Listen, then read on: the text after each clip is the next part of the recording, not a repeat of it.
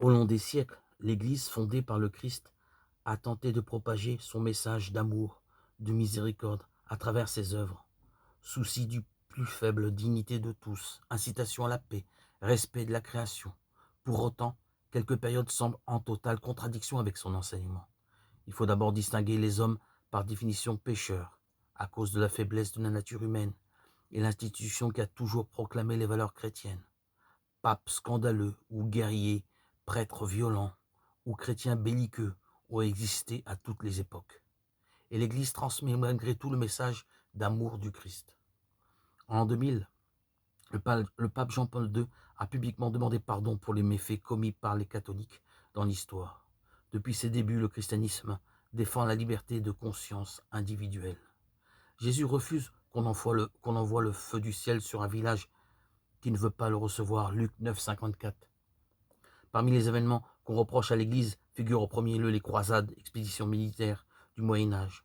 Contrairement à ce que beaucoup soutiennent, il ne s'agit pas au départ d'une conquête, mais d'une réponse du pape Urbain II en 1095 à l'appel à l'aide des chrétiens d'Orient persécutés et en péril.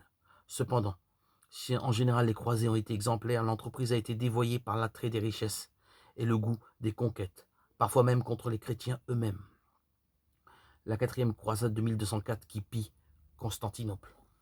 On a également beaucoup critiqué l'Inquisition, tribunal ecclésiastique créé au XIIe siècle par la papauté pour combattre les hérétiques. Il est choquant pour nous de voir juger des chrétiens ayant des idées dissidentes par rapport à la doctrine commune.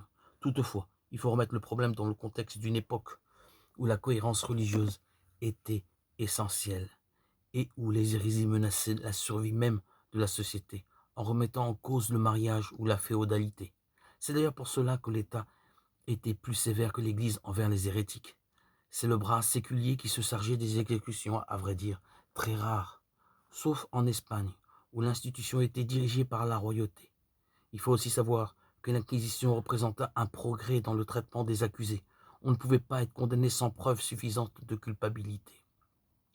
Le juge devait enquêter à charge et à décharge, et c'est pour cela qu'encore aujourd'hui, on dit qu'un procès doit être inquisitoire et pas accusatoire.